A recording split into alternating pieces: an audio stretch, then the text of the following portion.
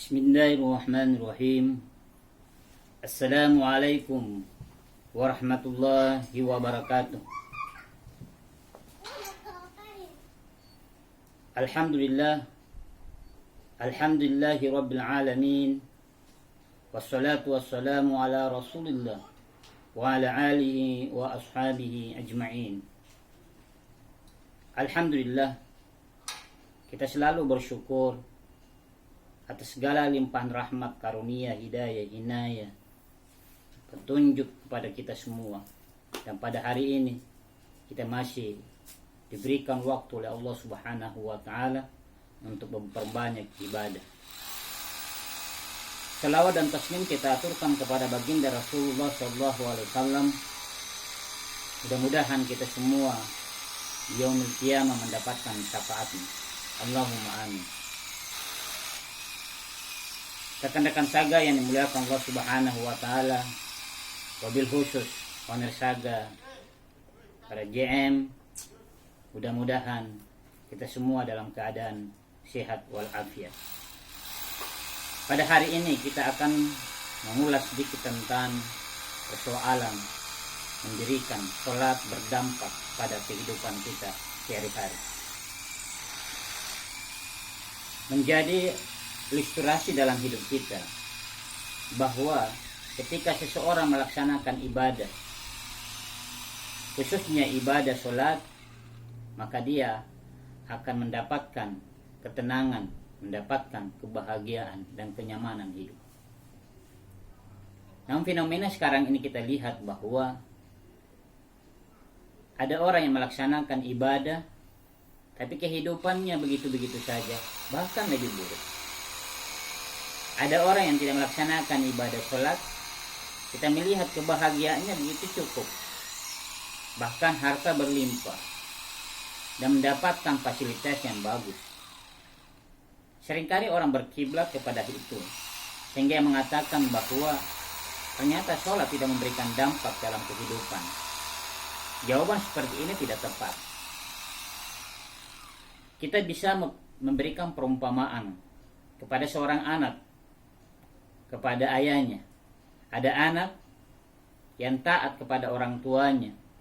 Ketika dia meminta sesuatu, kemudian ayahnya memberikan. Ada anak yang satu lagi tidak taat kepada orang tuanya. Ketika dia meminta sesuatu kepada ayahnya, padahal anak ini bandel, nakal. Ketika diperintah, dipanggil, tidak nyaut. Tapi dikasih. Yang pertama, dikasihnya apa yang diminta oleh orang yang anak yang baik, itu dengan penuh keridhaan. Sedangkan anak yang satu diberikan atau dikasih, tapi bentuk pemberiannya tidak seperti bentuk yang pertama. Mungkin rasa jengkel, rasa kecewa, rasa marah, karena tidak bisa tertangani lagi, tidak bisa terurus, kemudian dia berikan begitu saja. Jadi rekan-rekan saga yang dimuliakan Allah Subhanahu wa taala, fenomena ini kita harus cermati dengan baik. Jangan sampai menjadi stigma dalam hidup kita. Ini fenomena banyak dan sering ada yang bertanya seperti itu. Kenapa dia bahagia? Ternyata dia tidak melaksanakan sholat. Yang satu melaksanakan sholat, kenapa hidupnya seperti itu? Melarat dan sebagainya.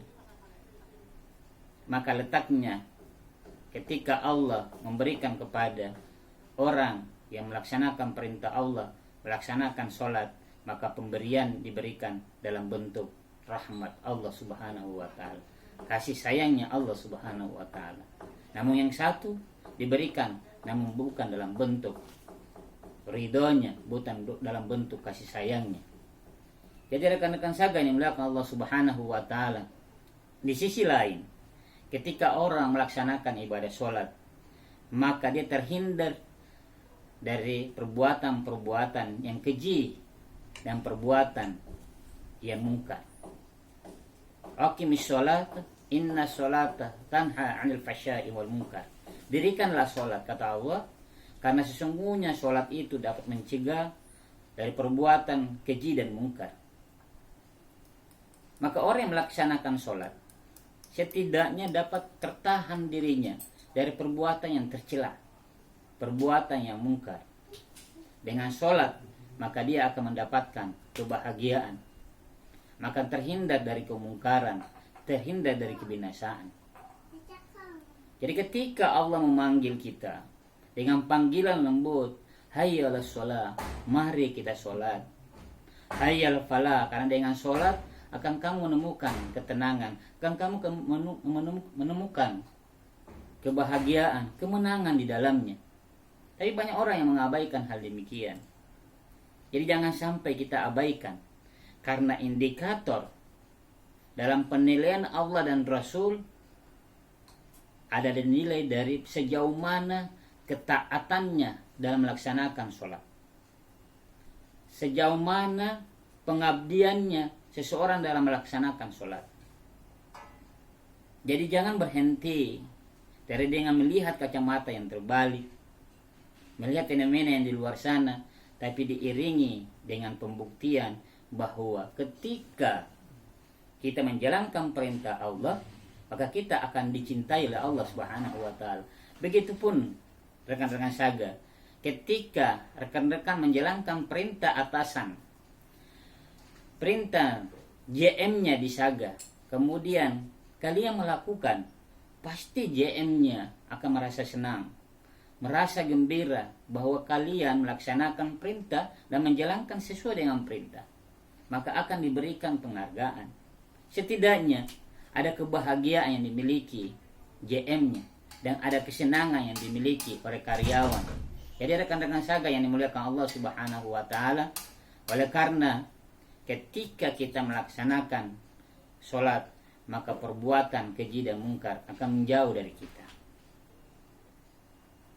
Selanjutnya, rekan-rekan saga yang dimuliakan Allah Subhanahu wa taala, jadi sholatlah menjadi tolak ukur dalam kehidupan kita, menjadi pembuka kebaikan.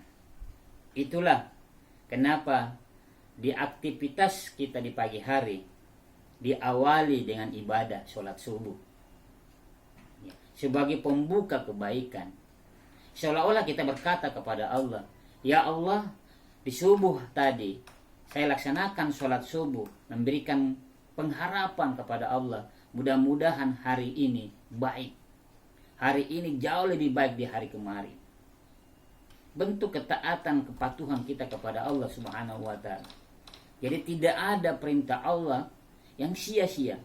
Semua menjadi ukuran dan standar kebahagiaan dan diperuntukkan untuk hambanya. Kalau kita selidiki dalam ilmu kesehatan, ilmu kejiwaan, maka akan tergambar bahwa ternyata orang melaksanakan sholat itu memberikan energi positif, memberikan hormon-hormon kebahagiaan dalam dirinya.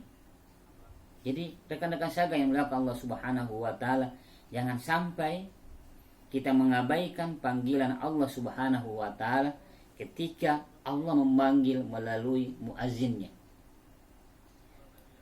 Kalaupun kita sibuk, sesibuk apapun kita, ketika Allah memanggil, bersegeralah. Sosok Nabi kita Muhammad SAW dalam satu riwayat, ketika Rasul berkumpul bersama sahabat, di situ ada Umar, ada Utsman, ada Ali, bahkan ada Abu Bakar. Ketika Rasul memberikan tausiah, memberikan pengajaran kepada sahabatnya, dan ketika itu juga Bilal mengazankan, mengumandangkan azan, maka Rasul langsung meninggalkan majelis itu. Ya.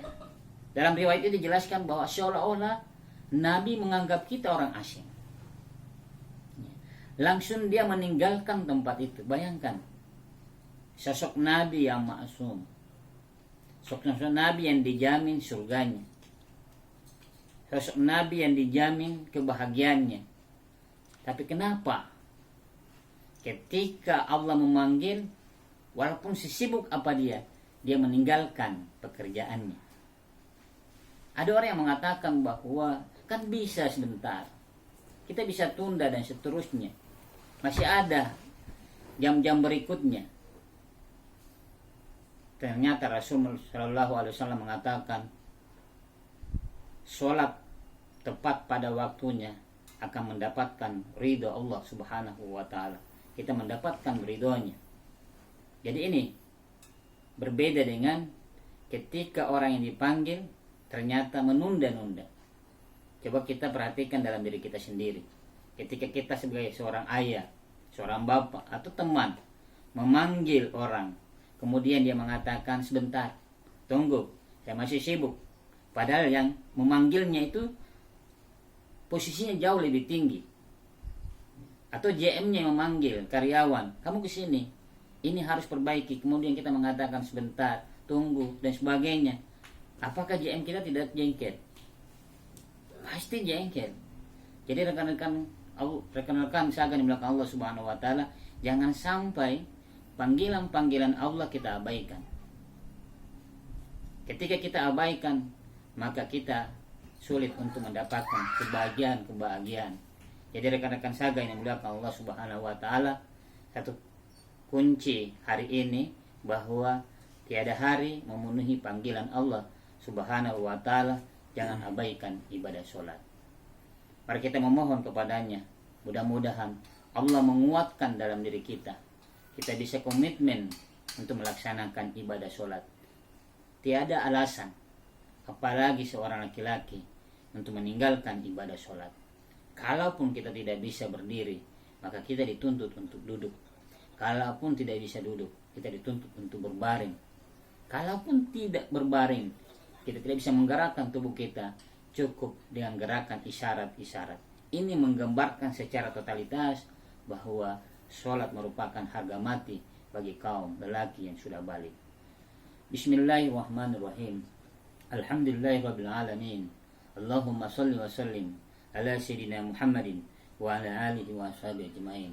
Rabbana taqabbal du'ana innaka antas samiul alim wa tub 'alaina innaka antat tawwabur rahim.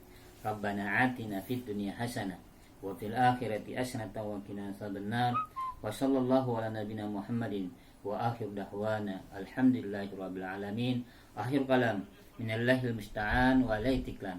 Assalamualaikum warahmatullahi wabarakatuh.